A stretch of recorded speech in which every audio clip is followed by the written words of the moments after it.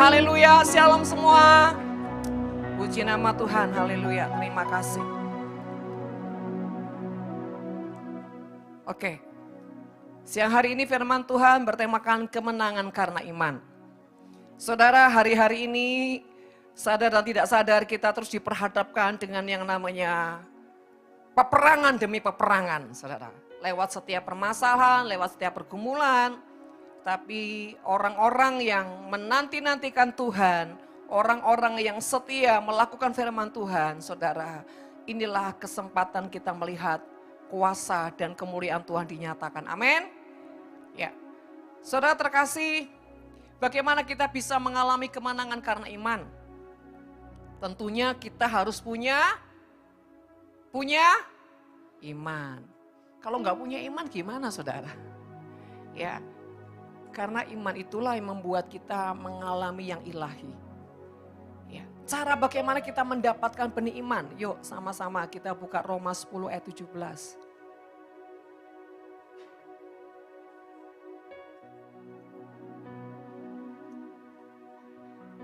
Roma 10 ayat 17. Demikian firman Tuhan. Jadi iman timbul dari pendengaran dan pendengaran oleh firman Kristus. Bukan pendengaran oleh drama Korea. Bukan pendengaran oleh berita-berita di medsos. Bukan pendengaran oleh drama-drama TV, saudara. Jadi iman itu timbul dari mana, saudara? Pendengaran karena firman. Jadi kenapa seringkali orang gak punya iman? Saya gak punya iman. Karena apa? Iman pergi. Saudara terkasih, kalau kita ini menjadi orang yang terus mengisi hidup dengan firman dan makan firman, maka pasti 100%, 1000% kita orang-orang yang punya iman. Coba tanyakan kiri, you punya iman gak? You mengisi hidup dengan firman Tuhan gak? Atau dengan Instagram aja? Siapa yang paling sibuk hidupnya penuh dengan Instagram, Facebook, YouTube, TikTok? Nah, kalau YouTube karena lihat firman gak apa-apa, saudara. Saudara terkasih, pertama bagaimana cara kita mendapatkan benih iman adalah kita harus mengisi hidup kita. Mengisi hidup kita. Seperti ini saudara mengisi namanya. Mengisi dengan firman. Tapi ada tahap kedua, saudara. Firman itu bukan cuma masuk menjadi benih. Tapi dia juga harus dimakan, dikunyah. Di sini saya tanya, kalau ada orang makan, cuma dilek aja, saudara. Ditelan aja. Ada di sini? Ada, Bu, makan bubur.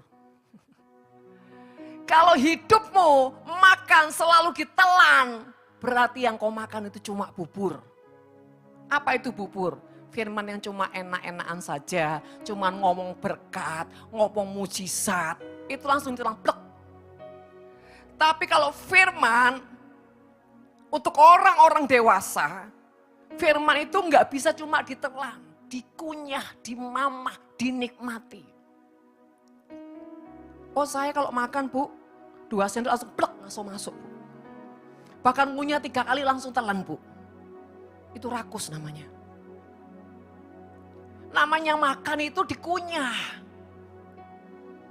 Saudara yang terkasih, seringkali firman tidak menjadi benih yang hidup karena kita nggak makan.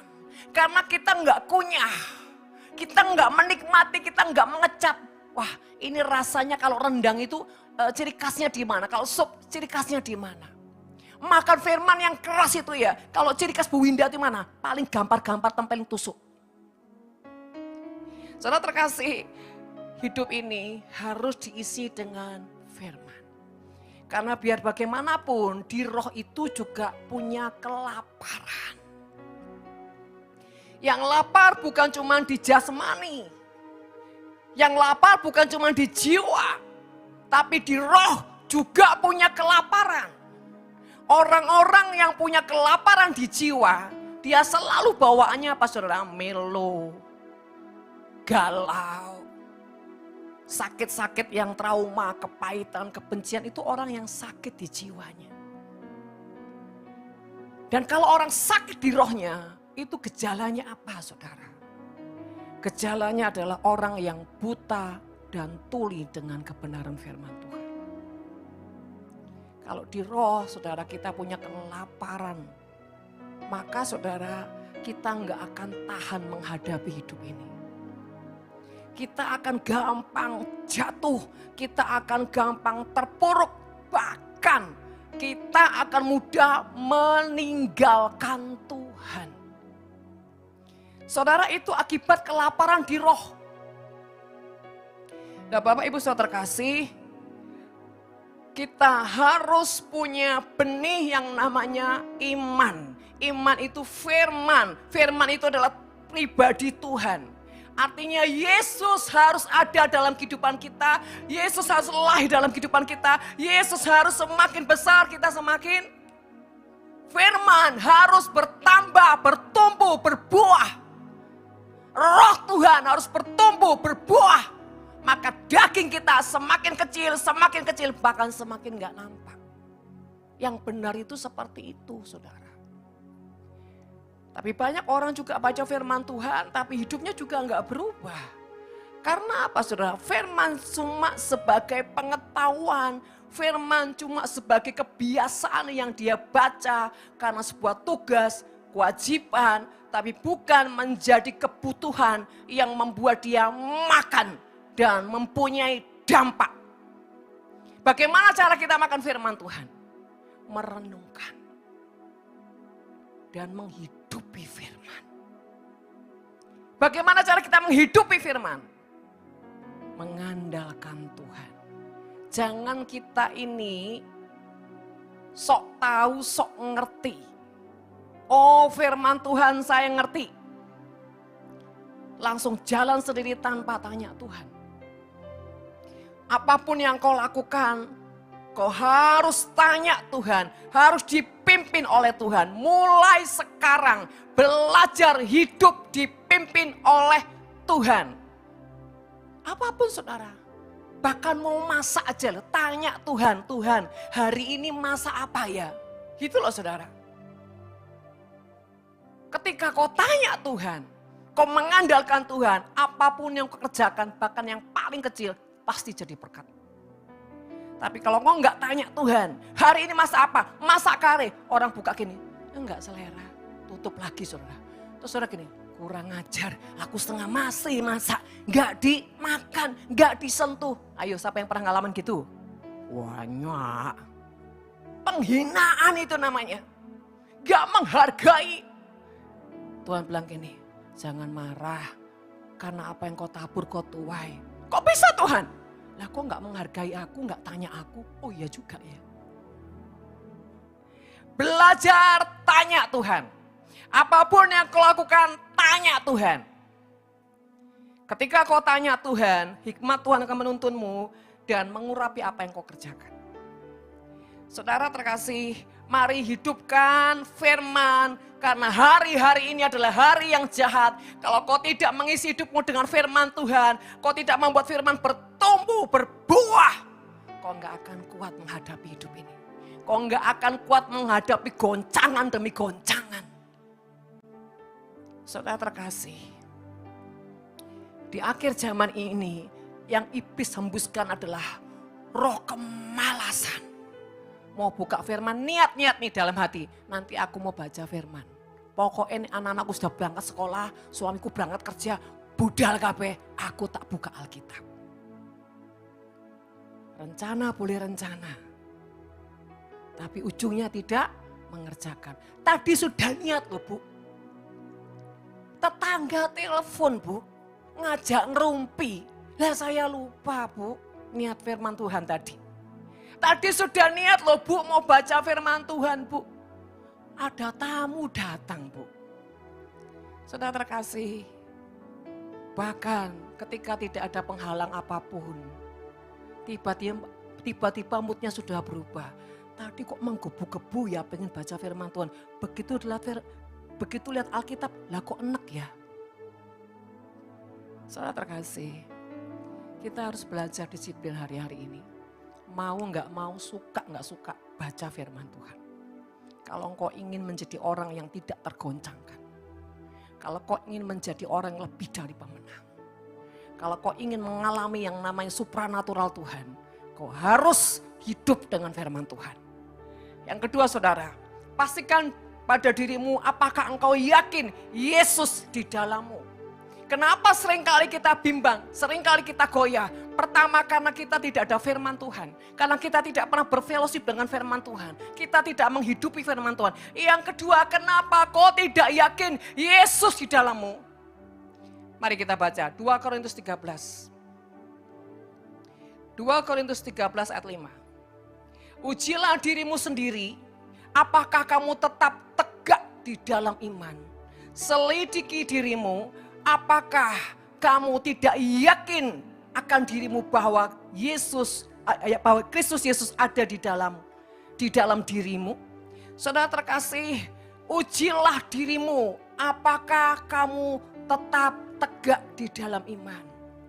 Saudara, kalau kita menghadapi masalah, menghadapi problem, menghadapi sebuah tantangan, menghadapi apapun, saudara, apa sih reaksi pertama yang kita akan lakukan?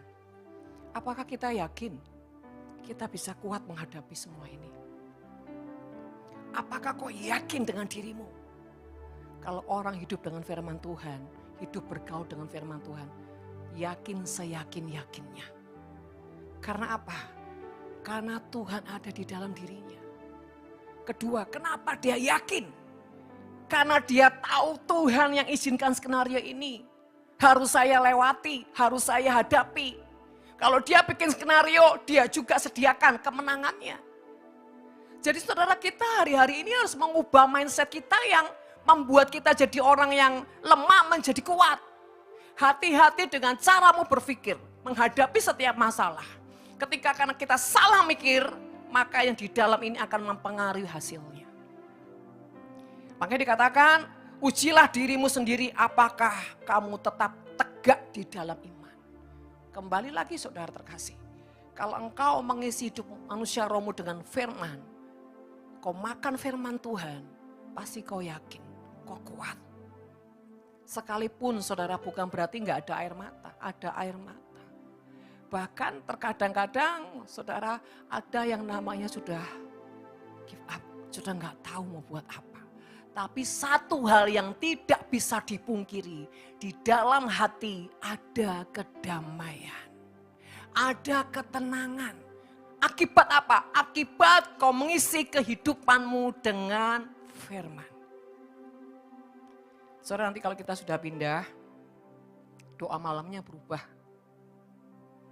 Doa malamnya dari jam 9 sampai jam 4 pagi. Wow.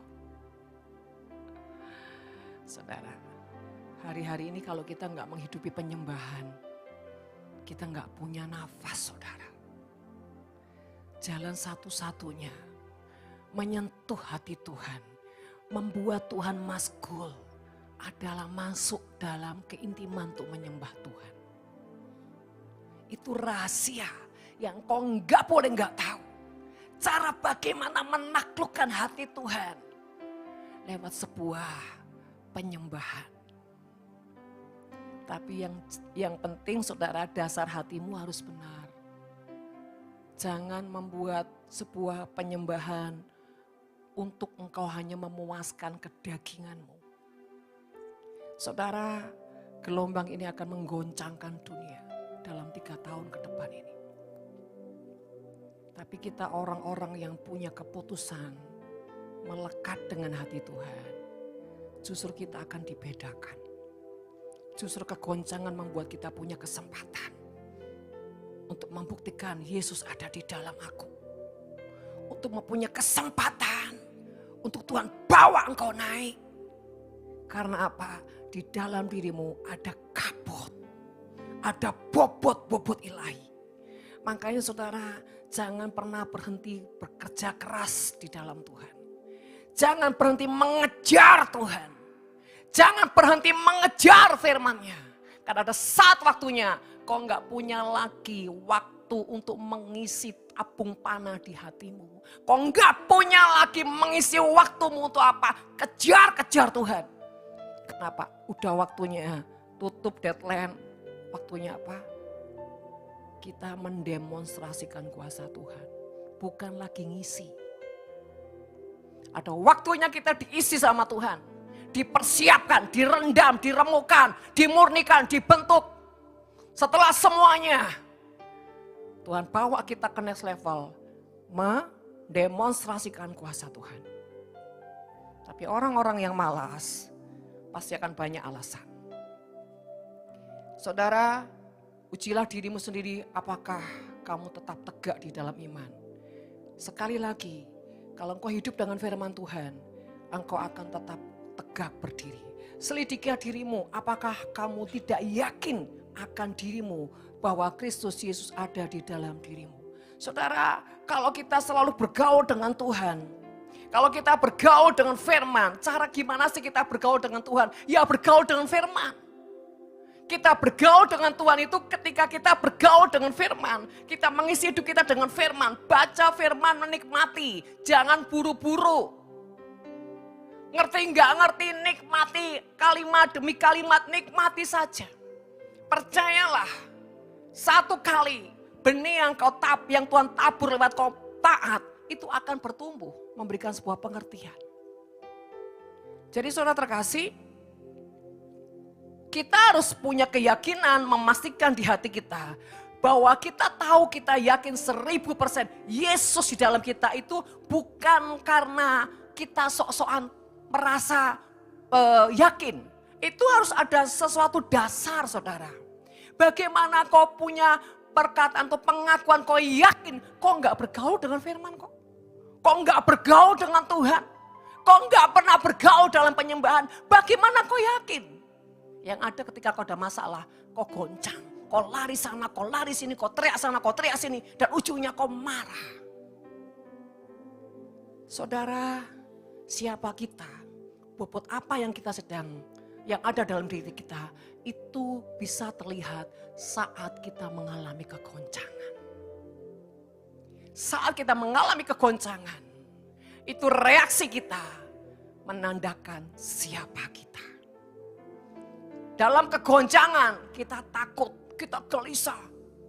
Wah, kita teriak-teriak. Terus menyalahkan orang, menyalahkan keadaan. Wah, mencari kambing hitam. Berontak. Tidak setia lagi. Membuktikan kalau engkau terlalu kosong. Hati-hati saudara. Kerajinanmu ibadah, kerajinanmu pelayanan, tidak menjamin semua itu. Yang menjamin adalah hidupmu di luar pelayanan, di luar ibadah. Apakah kau tetap punya bobot yang ilahi? Punya hidup yang terus dipimpin Tuhan? Kau punya hati kerinduan buat cari Tuhan? Seperti tadi Maria bilang, untuk mencintaimu tidak mudah Tuhan. Ya, memang tidak mudah. Jangankan mencintai Tuhan, setia untuk Tuhan aja tidak mudah. Tapi kalau kita punya pengertian, contoh buat kita. Sekolah penting gak? Penting. Kalau kau merasa sekolah penting, bangun pagi. Tapi kalau orang yang gak punya pengertian, hari ini bolos gak apa-apa lah, besok bisa sekolah lagi. Ngentengin saudara. Itu tergantung ini loh, pengertian. Memang tidak mudah. Jangankan mencintai Tuhan, setia, taat, itu wow. Tapi sekali lagi kalau kita itu punya pengertian, kenapa sih aku harus setia?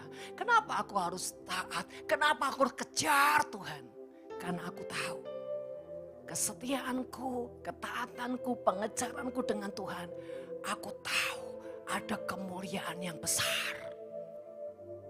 Maka engkau akan kebaskan semuanya. Kau akan tukarkan apapun dunia. Kau akan cari Tuhan. Saudara terkasih dalam nama Tuhan. Hari-hari ini Tuhan terus bicara tentang kegoncangan. Bahkan Tuhan berkata, tersenyumnyalah dalam kegoncangan tadi. Karena hari-hari ini dalam 2 minggu saya bertanya Tuhan, apa ada yang salah ya Tuhan? Saya terus dalam 2 minggu, ada yang salahkah Tuhan? Ada yang salahkah Tuhan? Dan setiap kali saya tanya ada yang salah, Tuhan cuma tersenyum.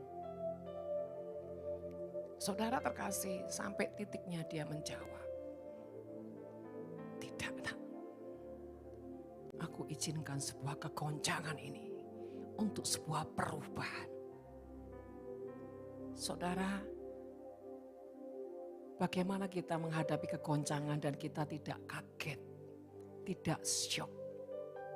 Kegoncangan itu sama seperti ujian. Bagaimana kita menghadapi ujian, tidak kaget-kaget, tidak syok.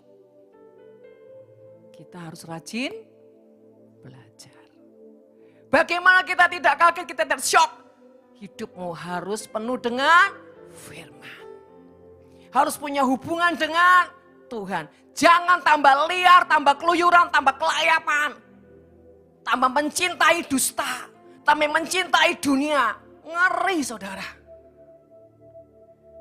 Ada orang-orang dalam kegoncangan, malah pemberontakannya mengerikan. Bukan tambah mau dididik, bukan tambah mau dipimpin, mau didisiplin, malah lebih mengerikan. Nah saudara terkasih, mari hari-hari ini merenungkan. Hidup bukan cuma dijalani, tapi direnungkan. Perjalanan demi perjalanan renungkan. Bahkan kesehari demi kesehari renungkan. Saya sering kali ajarkan, setiap malam sebelum tidur, renungkan sepanjang hari itu, kau sudah berjalan dengan Tuhan atau belum?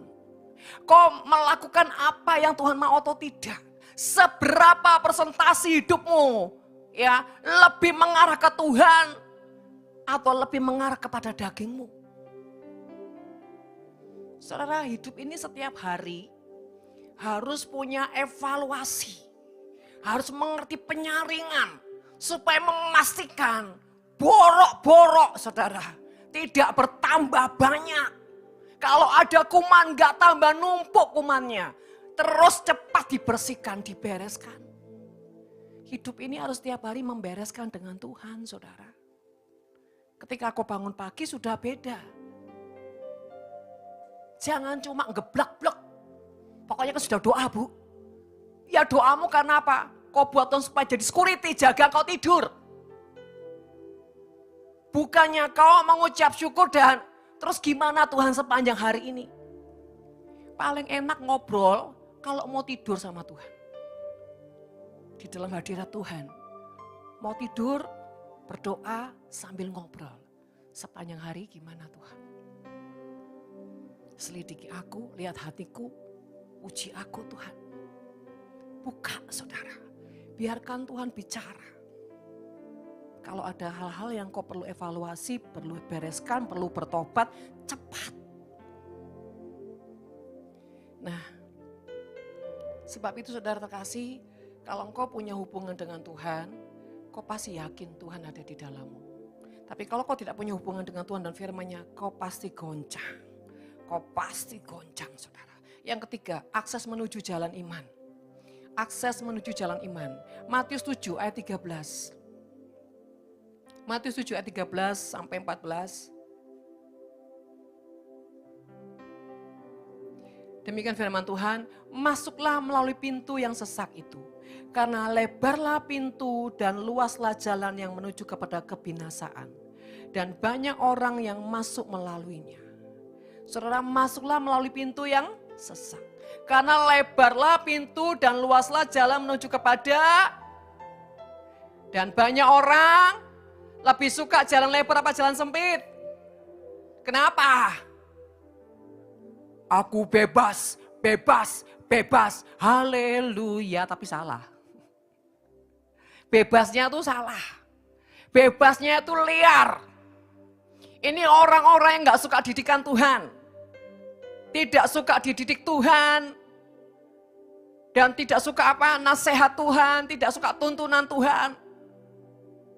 Tapi bukan berarti orang seperti ini gak rajin pelayanan. Bisa rajin pelayanan saudara. Rajin ibadah. Tapi tetap maunya sendiri. Siapa yang jamin? Siapa yang jamin kita, saudara? Karena bungkus rohani tidak jamin. Tapi kalau kualitas rohani itu yang menjamin.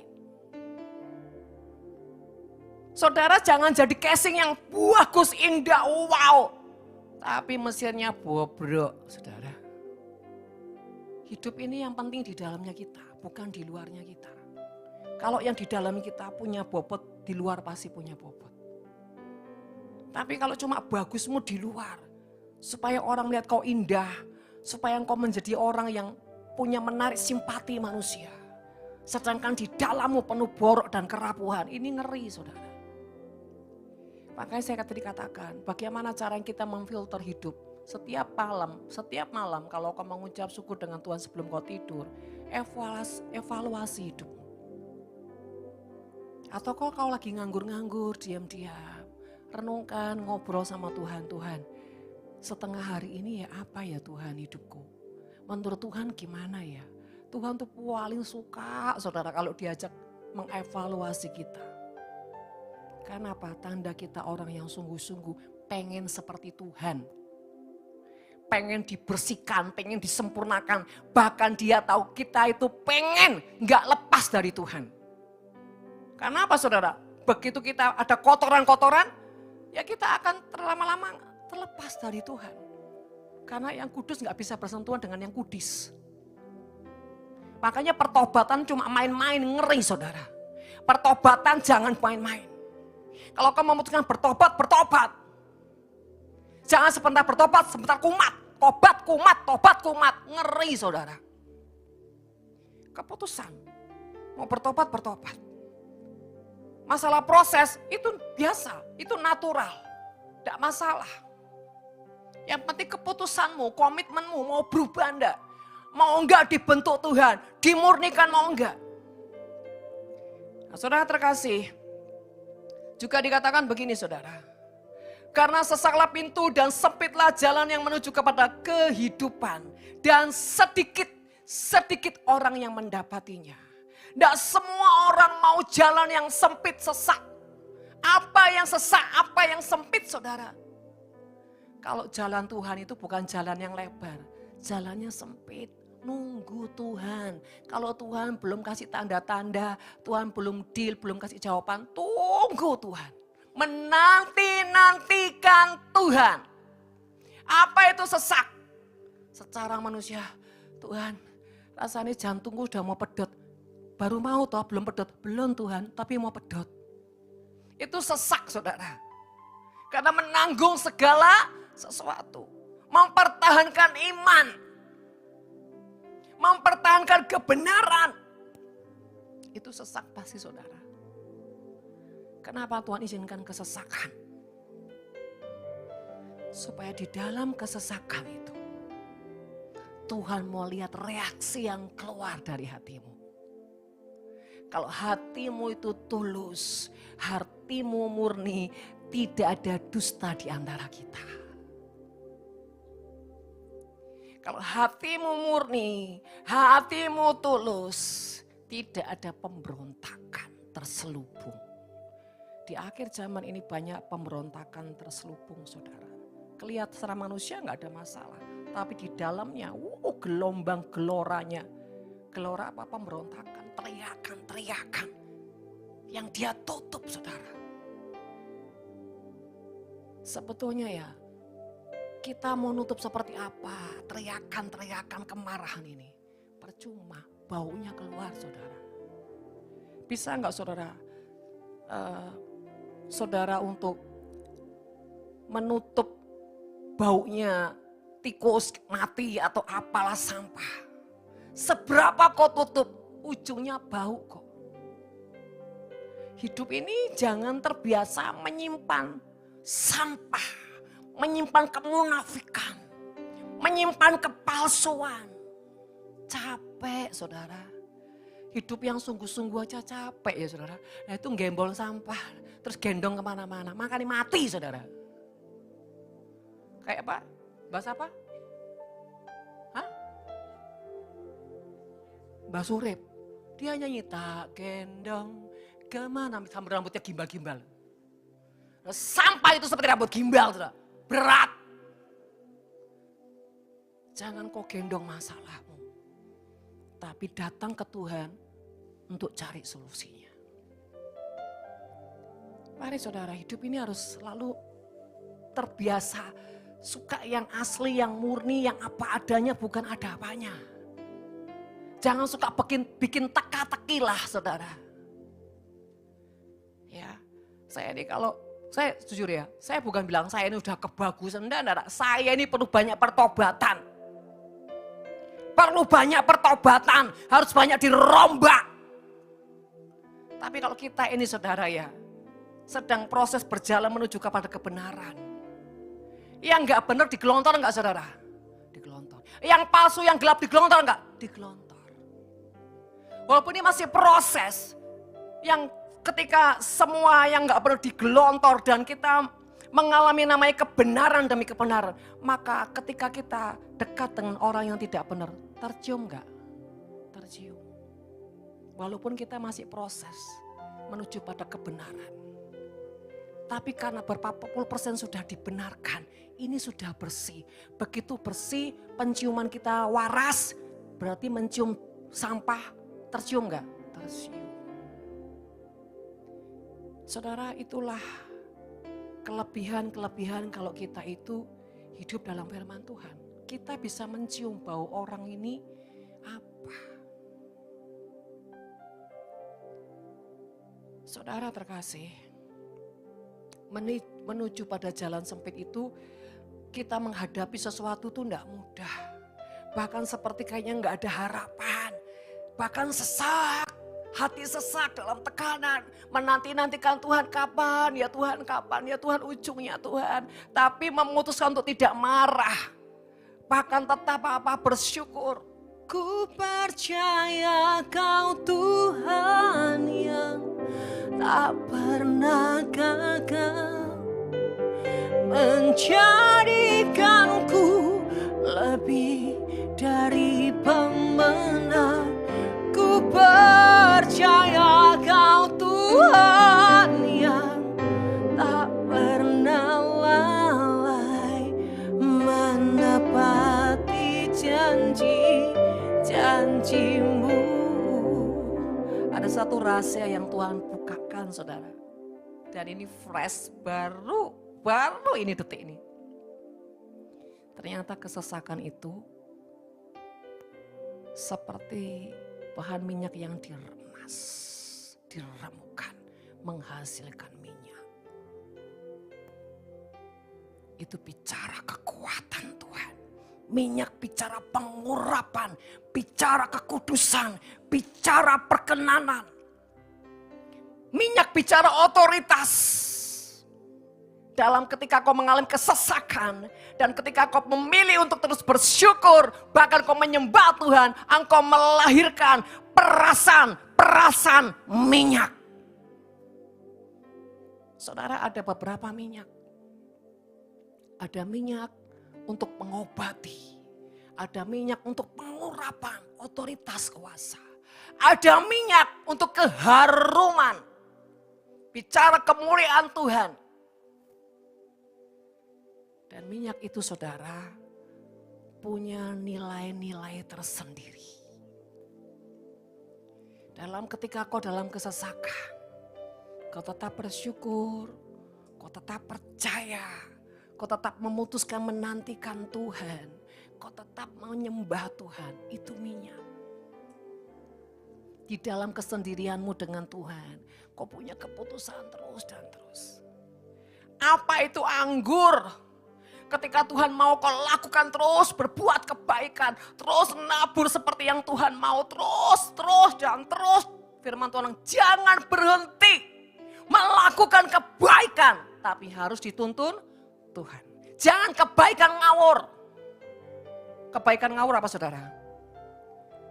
Ada teman yang gak benar, saya mau membuat anggur yang manis. Kenapa? Saya mau berbuat kebaikan sama teman saya ini. Kasihan. Padahal di balik kasihannya apa saudara? Nuntut ndablek. Nuntut nakal. Tapi kasihan katanya. manipulasi. Anggur yang baik itu, anggur yang murni. Ketika kau melakukan segala sesuatu, kau lakukan dengan tulus, dengan murni. Tidak ada tendensi untuk dirimu, itu tidak ada. Semua untuk Tuhan. Itu namanya anggur yang manis, anggur yang benar-benar berkenan dan Raja menikmati. Di hari-hari ini, di masa-masa susah seperti ini, Tuhan bilang jangan berhenti untuk melakukan kebaikan. Jangan berhenti itu apa? Saling memperdulikan, saling mengasihi, saling membantu, saling menopang. Sekalipun kau sedih dalam kesesakan, topang orang-orang yang perlu kau topang atas kehendak Tuhan. Jangan berkata gini, Tuhan aku masih sesak ini Tuhan, sudah mau mati rasanya, jadi aku gak bisa tolong dulu Tuhan. Mati beneran saudara. Kenapa Tuhan izinkan semua itu? Supaya kau melahirkan, menghasilkan minyak-minyak dalam buli-buli. Supaya kau menghasilkan anggur-anggur. Kita nggak bisa cuma menghasilkan minyak, saudara nggak punya anggur. Apa itu anggur? Anggur itu sudah sukacita, kemuliaan. Kalau kau cuma punya otoritas, kuasa, tapi wajahmu serem, lah apa bedanya dengan setan? Anggur bicara kasih. Bicara 9 buah roh. Harus ada dan tidak boleh tidak ada. Tapi tidak ada alasan. Saudara. Yang suka kenajisan bertobat. Saya mencium bau-bau kenajisan. Jangan berselingkuh. Jangan membuat kenajisan. Di akhir zaman kalau kita main-main, kita akan kegulung habis saudara. Ngeri. Jangan bermain-main dengan dosa. Saya merasa ada mental-mental yang seperti ngeblok. Kau sedang menantang Tuhan, jangan main-main. Saudara percayalah, saya tidak mendesain ngomong seperti ini enggak. Saya hanya menyampaikan apa kata Tuhan. Tapi kalau rohmu melawan, kau akan terima konsekuensinya. Hari-hari ini kita punya keputusan untuk hidup takut akan Tuhan. Hari-hari ini kita harus punya keputusan hidup dalam kekudusan. Kalau enggak, mau perjanjian apapun yang Tuhan kasih ke kita itu enggak ada gunanya, saudara. Karena apa? Kita sedang meludahi Tuhan. Kita sedang taruh sampah di hati Tuhan. Karena apa? Enggak takut Tuhan. Orang yang takut Tuhan tuh mau ngapain mikir, saudara. Mau lakukan apapun mikir. Kalau kau nggak pernah siap dengan pertobatan, jangan injak gereja. Kalau nggak siap dengan pertobatan, jangan melangkah ke gereja. Beda dengan orang gini, saya mau bu, tapi saya nggak mampu. Nggak apa-apa, terus ke gereja. Terus sampai waktunya Tuhan menyentuh engkau dikuduskan. Saudara, bagaimana dengan wanita Samaria? Yang sampai punya 5 orang tapi dia bukan suaminya. Ujungnya Tuhan pakai kok untuk membalikan keadaan.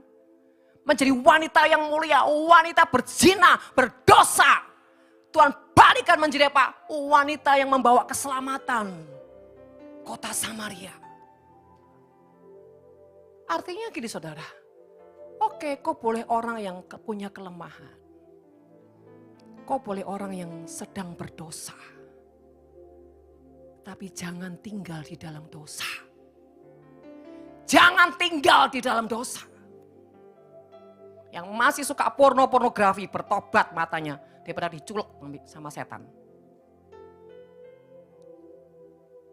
Saudara percayalah kalau Tuhan begitu keras, karena di depan akan ada banyak yang mengerikan. Jadi Tuhan harus dengan bak, supaya apa?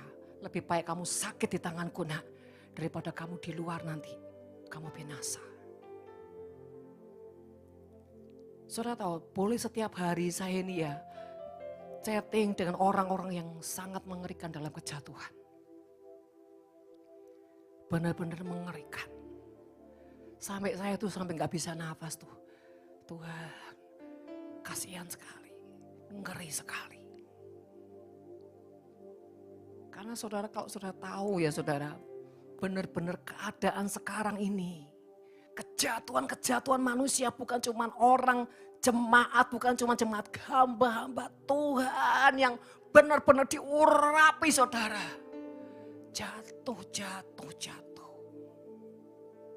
Bukan cuma dia yang jatuh, keluarganya. Saya udah gitu tuh spot jantung saudara. Selalu saya bilang, Tuhan, jamin kami Tuhan, jamin kami. Jamin kami Tuhan. Luputkan kami dari segala yang jahat. Dan saudara terkasih, jangan tidak bisa melihat dengan mata Tuhan akan keadaan sekarang ini. Belajar melihat dengan mata Tuhan. Kembali lagi, belajar hidup dalam firman Tuhan. Ya, jadi artinya pintu yang sempit, jalan yang sempit itu bicara setiap keadaan yang Tuhan izinkan kita melewati di masa-masa sukar, masa-masa sulit, masa kesesakan. Saudara belajar untuk tenang. Saudara belajar untuk menguasai diri. Yang selanjutnya saudara, jangan andalkan pikiran. 1 Korintus 2 ayat 5.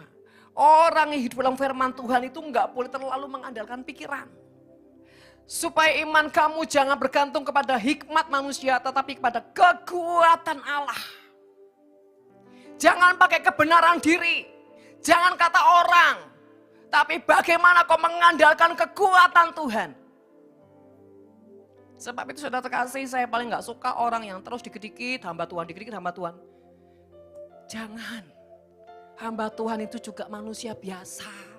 Kadang-kadang dia juga di titik lemah dan konslet. Lagi lemah, lagi konslet, saudara konseling. Saudara minta diurapi, minta didoakan. Apa yang terjadi impartasinya? Ya makanya, konslet. Ya kalau cuma konslet tuh, kalau kobong saudara. Jadi saudara apapun itu datanglah kepada Tuhan. Bahkan kalau minta doa hamba Tuhan pun tanya Tuhan, Tuhan boleh enggak aku minta doa sama hamba Tuhan ini? Hamba Tuhan itu boleh enggak Tuhan? Kalau bilang diem. Tapi ini kepepet loh Tuhan. Wes di ujung tanduk. Itu kan katamu. Apa yang menurut kita di ujung tanduk? Tuhan bisa rekayasa saudara. Hari-hari ini Tuhan sedang mengajari kita. Ayo cari Tuhan. Jangan kau terlalu santai. Jangan kau terlalu kedagingan. Jangan kau fokus dengan hal-hal yang tidak penting saudara. Bahkan kesibukan-kesibukanmu yang seringkali dimanipulasi sama iblis. Belajar mendisiplin diri, menggunakan waktu. Jangan sampai begitu Tuhan perlu kau enggak siap. Begitu Tuhan perlu kau sakit. Begitu Tuhan perlu kau yang lainnya. Hidup ini ya ketika Tuhan butuh kau siap. Begitu Tuhan perlu kau siap Tuhan. Wah itu mantap. Bahkan ketika kondisimu lemah dan tidak berdaya. Dan Tuhan perlu. Yes Tuhan. Percayalah dia tahu keadaan kita. Tapi kalau dia toh tetap pakai kita, dia yang tanggung jawab. Ya, jadi intinya hidup ini jangan suka lidah ini ya terlalu apa? Menciptakan sampah dengan banyaknya alasan. Saudara yang selanjutnya adalah menguasai diri dan tenang. Nah ini saudara, ini paling penting. 1 Petrus 4 ayat 7. Kesudahan segala sesuatu sudah dekat. Karena itu kuasailah dirimu dan jadilah tenang supaya kamu dapat berdoa. Kesudahan segala sesuatu sudah dekat. So dekat. Kata orang Papua, so dekat ibu. Padahal masih jauh saudara. Tapi ini beda saudara. Sudah dekat. Artinya kegoncangan ini. Sudah hampir melanda seluruh dunia untuk apa? Ujungnya dimatikan. Tuhan berkata, kuasailah dirimu dan jadilah tenang. Bagaimana kita bisa menguasai diri kalau kita ini kosong dengan firman? Kita nggak pernah hidup dengan firman Tuhan. Gak bisa, mau berusaha tenang ya pasti kayaran terus geder. Kenapa tidak ada bobot? Tidak ada sesuatu yang di dalam mempertahankan kau bisa kuat. Karena apa? Terlalu kopong. Kosong. Kalau kosong saudara, mudah kena angin. Tidak perlu angin besar, angin kecil saja udah gelepek-gelepek. Jadi sekali lagi bagaimana kita bisa punya bobot yang membuat kita tidak tergoncangkan? Firman Tuhan. Semakin kau digoncang, kalau kau punya bobot, semakin kau mempersiapkan kapasitas hatimu, kapasitas rohmu. Dan berkata, aku akan melihat kemuliaan Tuhan di balik badai ini. Bahkan kau orang yang menanti-nantikan itu saudara. Sehingga apa? Kau berkata, yes Tuhan terus bawa aku. Seperti dengan sayapmu ku akan terbang tinggi di tengah badai hidup, ku tak menyerah. Kau kekuatan dan perlindungan bagiku, pertolonganmu di tempat maha tinggi. Ku mengangkat tanganku, aku berserah. Kau ku nantikan, Kau yang ku sembah, Yesusku, Rajaku. Saudara, saat badai menekan hidupmu dan kau memutuskan untuk melapangkan hatimu dan kau menyembah Tuhan, dengan sayapmu kau akan terbang tinggi di tengah badai. Itu artinya apa saudara? Kalau orang mau terbang tinggi, dia harus dilatih saudara. Pesawat kalau mau terbang harus ada apa syaratnya? Bahan bakar. Dan punya? Ya. Bahan bakar kita apa saudara? Roh Tuhan. Roh Tuhan apa? Firman. Roh Tuhan apa? Minyak, penyembahan, pengurapan. Ketika kau menjadi orang yang melakukan firman Tuhan, maka permukaan demi permukaan yang terus Tuhan kerjakan menghasilkan minyak. Itulah bahan bakar sehingga roh Tuhan membuat kau perkasa, kuat. Dan kau tidak akan menyerah dengan keadaan. Bahkan ketika kau lihat badai, mata imanmu lihat setelah badai, kemuliaan yang kau nantikan. Kemuliaan yang akan datang. Sahabat saudara terkasih, orang yang hidup dengan firman, apapun itu, dia tidak akan menyerah. Karena dia tahu Tuhan yang mendesain semuanya, yang merekayasa. Bahkan buat skenario yang ajaib untuk kita melewati. Supaya ujungnya kita hidup dalam kemuliaannya. Maka ini butuh firman. Butuh firman Tuhan saudara. Mari setiap hari kita disiplin diri untuk mengisi hidup kita dengan firman Tuhan. Dikatakan kuasai dirimu dan jadilah tenang supaya kamu dapat berdoa. Belajar menguasai diri sampai benar-benar kau tenang, baru kau bisa berdoa, baru kau bisa bicara sama Tuhan, ngobrol sama Tuhan. Orang yang tidak tenang tidak bisa mendengar suara Tuhan dengan benar. Belajar menguasai diri, tenang, sampai benar-benar kondusif hatimu. Dan suara Tuhan pasti berbicara. Saudara, hari-hari ini terus katakan Tuhan, pertajam telingaku untuk mendengar suaramu. Dan hatiku untuk seirama denganmu. Beri aku hikmat pengertian Tuhan. Untuk bagaimana setiap season demi season yang kau izinkan terjadi. Kau membawa aku mengalami kemenangan. Selanjutnya saudara yang mengandalkan Tuhan. 1 Petrus 5 ayat 7. 1 Petrus 5 ayat 7 sampai 11. Serahkan segala kekhawatiranmu kepadanya sebab Ia yang memelihara kamu. Serahkan segala khawatirmu. Serahkan sebagian, setengah, seperempat, Atau semua? Semua. Wah aku tak serana Bu, tak uncal yang bleng. Aku tidur lah Ibu. Ya gak gitu saudara. Diserahkan tuh aja dipikir empot.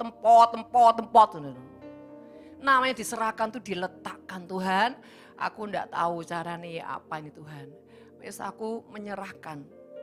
Aku menyerahkan semua ke dalam tangan kuasa-Mu. Tapi hatimu harus kau jaga, persiapkan untuk bila tiba-tiba Tuhan mengarahkan langkah demi langkah. Artinya menyerahkan tapi tetap harus berjaga-jaga. Kalau Tuhan mengarahkan hatimu, langkahmu, pemikiranmu, bahkan hikmat, engkau jadi orang yang bisa menangkap. Bukan diserahkan, saudara terus tidur, saudara keliaran, saudara enggak. Yang namanya diserahkan tuh jangan terlalu dipikirkan. Jangan terlalu dipikirkan. Kalau pemikiranmu sudah berusaha, terus wah rasanya ini mentok nih. Ya sudahlah, serahkan Tuhan gitu. Belajar menyerahkan sama Tuhan. Dan katakan, sebab Ia yang memelihara kamu. Ketika segala kekhawatiran kau serahkan kepada Tuhan, percayalah Dia akan pelihara. Apa sih maksud pelihara itu? Dia kasih kau kekuatan hari ke hari lewati. Walaupun itu belum mengalami kemenangan, tapi Tuhan kasih kau kekuatan, kemampuan untuk melewati semuanya dan ujungnya bukan cuma lewat saudara. Perjalanan demi perjalanan ini akan ada banyak sekali rahasia-rahasia Tuhan bukakan untuk kau menjadi dewasa, kau mengerti, kau punya pemahaman yang baru dan rohmu, kapasitasnya diperkuat. Bahkan tanpa kau sadar, ada saat waktunya Tuhan, Tuhan akan membawa engkau masuki promosi Tuhan. Dan tiba-tiba kau seperti Tuhan. Dalam pekerjaan, dalam pelayanan, dalam organisasi, tiba-tiba figur, karakter, roh Tuhan itu mengerami engkau. Sehingga orang melihat kuasa Tuhan lewat kehidupanmu saudara. Sadarlah dan berjaga-jagalah. Lawan musuh iblis berjalan keliling sama seperti singa yang mengaum-ngaum dan mencari orang yang dapat ditelan. Sadarlah dan berjaga-jaga. Artinya gini loh, hari-hari ini sadar ini enggak tambah bagus kondisi, enggak tambah enak, enggak tambah gampang. Artinya jangan sampai engkau lengah, jangan sampai engkau terlalu santai, jangan kau enggak punya waktu untuk Tuhan, jangan kau tidak dengan sungguh-sungguh dalam pertobatan. Karena dikatakan, iblis itu berjalan keliling, sama seperti singa yang mengaum-ngaum. Artinya iblis itu lapar, lahap, ganas. Untuk mencari apa? Orang yang bisa ditelan. Siapa orang yang bisa ditelan? Orang yang hati suka galau gak jelas. Orang yang kosong dengan firman Tuhan. Orang yang tidak takut akan Tuhan, suka dusta, suka bermanipulasi. Ini santapan yang paling enak buat iblis. Iblis gak perlu kerja keras, hembuskan sikit, langsung apa? Ikut dia. Saudara hati-hati. Kau harus punya ketetapan hati yang takut akan Tuhan. Semua itu butuh proses. Saya sangat menghargai sebuah proses. Saya sangat menghargai orang yang berjuang untuk apa? Proses. Bahkan saya akan angkat jempol saya untuk orang yang setia dalam proses. Karena dia adalah orang yang sungguh-sungguh mencintai Tuhan dan takut Tuhan. Orang yang benar-benar menjalani proses. Apapun keadaannya dia tetap memilih Tuhan. Dia tetap memutuskan untuk Tuhan dan Tuhan dan Tuhan. Wow, orang seperti ini. Artinya hidupnya gak pernah bisa dijual sama dunia. Hidupnya gak murahan. Apapun aku gak bisa makan. Aku tetap menyembah Tuhan. Kantongku kering. Aku tetap menyembah Tuhan. Aku gak mau utang sana sini. Aku gak mau minta belas kasih manusia. Aku gak mau pintu ke pintu tak ketokin. Enggak, aku cari Tuhan. Aku cuma minta belas kasih Tuhan. Tuhan. Jangan sekali-kali lari pada manusia saudara. Karena pada saat itu Tuhan sedang apa? Merombak hidupmu untuk menjadi orang yang bisa mengandalkan Tuhan. Dan kau lihat kemuliaan Tuhan. Jangan remedi terus di sini. Tuhan sedang mempersiapkan kau mengalami kesesakan, bahkan kekurangan. Karena Tuhan akan membuat bejanamu dilimpahkan. Belajar bertahan, ikuti irama Tuhan, kegerakan Tuhan, Roh Kudus di dalammu, terus kau hidupkan. Mari saudara, jangan cuma lihat kemuliaan Tuhan atas orang lain. Katakan, Tuhan, aku juga siap mengalami kemuliaan-Mu. Tolong aku Tuhan, tolongin aku. Makanya saudara, kunci yang terutama dalam hidup ini sering nggak tahu berapa ribu kali saya ngomong, cintai kehambaan, simple. Orang yang suka menghamba itu orang yang rendah hati, mau ditegur, tempelin, diinjak. Puji Tuhan. Gak marah, gak tersinggung, gak lari, gak berkhianat, diam di tempat. Saya punya seorang mentor saudara ya. Kami ngobrol berdua. Dia bilang, aku tuh gak jelas lihat kamu. Kamu tuh maunya apa? Saya bilang, bukan saya itu gak jelas. Bukan saya ini pengkhianat. Tapi saya gak ngerti rananya sampai di mana Ibu. Dan beliau cerita begini, begitu. Dan aturan seperti apa. Oke, saya deal.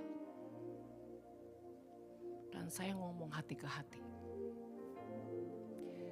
Bu, saya ini gak suka jadi pengkhianat. Jangankan pengkhianat, menyakiti orang aja saya gak suka.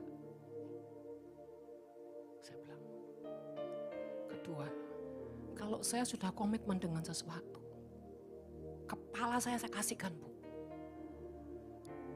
Yang penting itu Tuhan. Kalau saya ini perlu dihajar, diapain, disayat. Kalau itu saya mendapatkan hatinya Tuhan, saya mau. Saya mau. Saya bilang, karena hidup saya cuma satu Bu. Saya mau cari perkenanannya Dia.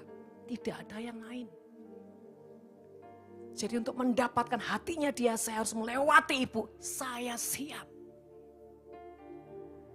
Bagi saya hajaran didikan itu baik. Kenapa? Memang saya harus dibegitukan Bu. Saya ini perempuan, orang brengsek. Jadi perlu dihajar, ditindas, diinjek. Pokoknya saya dapat hatinya Tuhan. Dan Ibu ini sampai berkaca-kaca. Saya sedang tidak bermain-main. Apapun belepotannya saya bilang kok, Tuhan mencintai engkau tuh bisa frustasi loh Tuhan. Dalam hidup saya cuma satu saudara. Dapat perkenannya Tuhan sampai nafas terakhir. Itu ya apa caranya? Mempertahankan itu gimana? Itu enggak gampang. Yang kedua, buat saya, anak-anak saya hidup takut akan Tuhan sampai nafas terakhir. Tidak ada yang lain saudara. Kalau saya tahu anak saya takut akan Tuhan. Wow. Saya bilang ini cukup Tuhan, cukup. Dengan dia takut akan Tuhan itu jaminan sampai nafas terakhir hidupnya dan keturunannya. Tapi kalau sudah gak takut Tuhan ini ngeri. Saya bilang jangan tahan umur saya Tuhan kalau dia gak takut Tuhan. Buat apa saya hidup? Berapa hari yang lalu saya ngobrol sama anak saya. Yang kedua, buat mami ya, kalau hidupku sudah gak ada gunanya lagi. Jangan tambah 1 detik Tuhan, gak ada guna. Aku gak mau. Hidup ini harus berguna. Hidup ini harus berfungsi. Hidup harus jadi berkat. Hidup harus melakukan firman. Sumpah saya bilang gitu. Kalau saya tidak berguna, jangan tambah usia saya Tuhan, gak mau saya.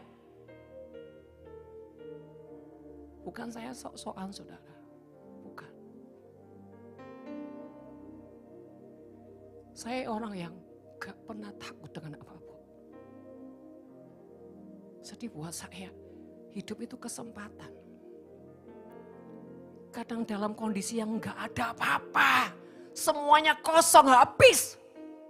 Tapi begitu lihat orang ini, orang itu, otak saya gini, Tuhan cuk sakno ya orang ini Tuhan, kasih apa ya, kasih apa. Kalau udah seperti saya berusaha cari apa yang saya punya, cari sesuatu. Satu kali sampai Tuhan bilang gini, kamu itu loh. Jujur saudara, untuk Indonesia menyembah ini kami habis-habisan. Bener habis-habisan. Itu pun saya masih mikir, nanti 17 Agustus bikin apa ya Tuhan? Gila enggak saudara? Orang bilang, Indonesia menyembahi udah mengkap-mengkap kita ini. Sudah 2,5 M lebih saudara keluar ini. Baru cuma berapa provinsi. Masih mikirin nanti 17 Agustus ini mau bikin apa, bikin baksos apa. Saya nangis terus sama Tuhan. Saya harus bikin sesuatu Tuhan. Untuk di kampung ini supaya mereka mengalami, melihat Tuhan. Di tengah krisis mereka melihat berkat Tuhan. Saudara terkasih, kalau Tuhan mau kita lewati itu, kita nggak bisa loh. Jangan Tuhan. Gengsimu itu loh. Kenapa? Kalau Tuhan izinkan kok dihabiskan, kenapa emang? Kok malu sama dunia? Tapi saya tahu saudara. Sering kali saya bilang, Tuhan penyembahan apa yang kau mau? Penyembahan seperti apa Tuhan? Jujur saudara, semenjak Indonesia menjabat saya tiap hari sampai hari ini. Penyembahan seperti apa yang Tuhan mau? Penyembahan seperti apa Tuhan? Penyembahan yang menghasilkan minyak saudara untuk sebuah perebukan. Baru apa yang saya keluarkan itu ada kuasa Tuhan. Harus ada harga yang dibayar. Waduh saudara, yang kebutuhan-kebutuhan di Papua. Tante saya merit, tante saya kawin, butuh ini, butuh itu, butuh babi 2, butuh babi 3. Orang-orang pedalaman itu pasti babi saudara yang diiniin. Berapa babi 1? 5 juta tante, belum nanti yang ini tante, yang itu tante. Terus saya mau pura-pura gak baca WA-nya. Oh sorry kelewat, tunggu lewat harinya. Saya bawa ke Tuhan. Ini ya apa Tuhan? Saya bisa bilang gak ada duit. Tapi mulut saya, boleh tanya sama anak saya gak pernah ngomong tidak ada duit. Saya ngomong sabar, tunggu ya. Supaya apa? Saya tidak menuai apa yang saya katakan. Kalau saya bilang gak ada, nanti saya menuai gak ada, rugi saya, gak mau. Buat Tuhan, mau saya kasih berapa teh, buat saya itu gampang. Tapi masalahnya kalau saya harus membayar sebuah proses, diremukan untuk minyak, bukan hanya untuk mengobati saudara. Bukan untuk sebuah otoritas, tapi minyak keharuman yang sampai kemuliaan Tuhan dinyatakan. Saudara, hari-hari ini permukaan yang Tuhan kerjakan dalam hidupmu, itu menghasilkan minyak apa? Kau harus tahu loh. Kalau kau terus dibuat mengampuni, itu artinya apa? Minyak untuk mengobati.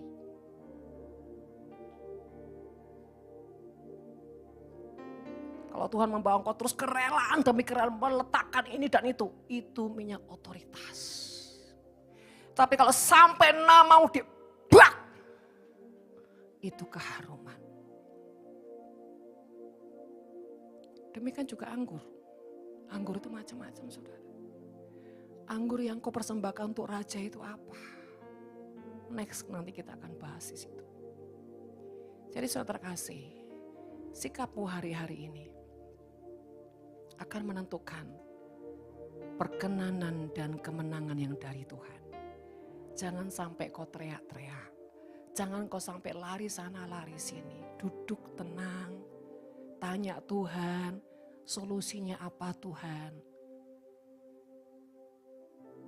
Dan belajar untuk senantiasa menyembah dalam keadaan apapun. Tetap bersyukur, tetap bersyukur. Itu keharuman yang akan Tuhan nikmati. Itu ukupan yang akan Tuhan nikmati dan nikmati dan nikmati. Yang terakhir saudara. Nanti dikatakan iblis itu seperti singa yang mengaum-ngaum mencari yang dapat ditelan. Saya berharap di sini nggak ada yang bisa ditelan iblis saudara ya. Amin. Yang 9, lawan dia dengan iman yang teguh sebab kamu tahu bahwa semua saudaramu di seluruh dunia menanggung penderitaan yang sama. Sebab kamu tahu bahwa semua saudaramu di mana? Di mana saudara? Berarti kegoncangan ini terjadi bukan di Indonesia, tapi di seluruh dunia. Dunia lagi digoncang. Tapi bagaimana anak-anak Tuhan? Yang hatinya takut akan Tuhan, yang setia akan Tuhan, dia akan diluputkan dari kegoncangan itu. Bahkan dia nggak sadar, nggak bisa merasakan kegoncangan seperti apa. Gini caranya saudara, supaya saudara bisa mengukur kegoncangan dunia itu seperti apa. Saudara buka berita, saudara dengar kabar-kabar yang mengerikan. Ternyata kegoncangan itu seperti itu indikasinya. Dalam banget, luas banget. Kok saya tenang-tenang ya? Nah itu berarti apa? Kok diluputkan? Karena kita tuh kalau nggak lihat orang lain mengalami kegoncangan, kita nggak akan sadar, betul saudara? Bahwa kita ini diluputkan. Kalau kita udah lihat orang sekarat, teriak-teriak, kacau, hancur, baru kita, waduh kok sampai gitu ya? Nah itu lagi digoncangkan. Tapi kok saya aman-aman aja ya, baik-baik. Engkau diluputkan. Ayo menyadari saudara kita ini benar-benar sudah diluputkan sama Tuhan. Tapi bukan berarti kita tidak ada kegoncangan. Ada kegoncangan, cuma kegoncangan kecil itu saudara. Kegoncangan kecil yang ujungnya kita dimampukan dan dijamin sama Tuhan. Asal kita jadi orang yang taat sama Tuhan. Apapun yang Tuhan izinkan kegoncangan yang untuk orang-orang yang hatinya sama Tuhan. Justru di balik kegoncangan ada kemuliaan sangat besar. Amin. Dan dikatakan itu lawan dengan iman yang teguh. Arti iman jangan yang setengah-setengah, jangan yang gak jelas. Iman yang teguh itu seperti terpatok. Tak. Nah ya. Sebab kamu tahu bahwa semua saudaramu seluruh dunia menanggung penderitaan yang sama. 10. Dan Allah sumber segala kasih karunia yang telah memanggil, katakan memanggil saya nih. Memanggil saya dalam Kristus kepada kemuliaan yang kekal. Coba sebentar ya, saya akan uraikan pelan-pelan. Dan Allah sumber segala kasih. Kasih yang tidak terbatas. Mau kelemahanmu, mau kesalahanmu, mau dosamu apa, mau kekuranganmu. Selagi kau tetap ada di dalam jalur Tuhan. Telah memanggil engkau kepada kemuliaan. Artinya apapun keberadaanmu, kondisimu, belepotan apapun. Sejauh engkau terus berjalan dalam realnya Tuhan, tidak menyimpang, tidak keluar. Dia akan terus saudara menarikmu dan membawamu engkau dinaungi dalam kemuliaannya. Apa itu kemuliaan saudara? Engkau akan berjalan dalam kemustahilan demi kemustahilan karena kuasanya akan dinyatakan kepadamu. Nah, saudara terkasih dalam nama Tuhan Yesus. Mari saudara, terus hari-hari ini katakan dengan Tuhan, aku mau Tuhan bawa tarik hidupku, bahkan paksa aku Tuhan. Selanjutnya saudara, kepada kemuliaan yang kekal akan melengkapi, meneguhkan, menguatkan dan mengokohkan kamu sesudah kamu menderita seketika lamanya. Jadi saudara terkasih, di dalam penderitaan itu saudara ketika kita bertahan dengan ketulusan, iman, percaya, kemurnian, hati yang mengucap syukur. Maka dia akan melengkapi kita. Melengkapi dengan apa saudara? Karunia Roh Kudus. Melengkapi dengan apa saudara? Kuasa-kuasa Roh Kudus. Melengkapi dengan apa saudara? Melengkapi dengan segala yang ilahi dalam kehidupan kita. Bahkan dikatakan meneguhkan. Artinya saudara ya, Tuhan itu akan berkata kepada iblis, pergi engkau iblis. Karena dia orang yang kutetapkan. Jangan menyentuh dia, jangan menjamah dia. Dikatakan juga menguatkan. Artinya gelombang apapun yang Tuhan izinkan terjadi atas dunia, kita jadi orang yang kuat menerobos saudara. Bahkan mengokohkan kamu sesudah kamu menderita seketika lamanya. Ada upah. Ada upah orang yang benar-benar bertahan. Karena kemurnian, karena kasih, karena cinta Tuhan, karena takut Tuhan, karena sebuah pengabdian. Maka semuanya akan dilimpahkan dalam kehidupannya.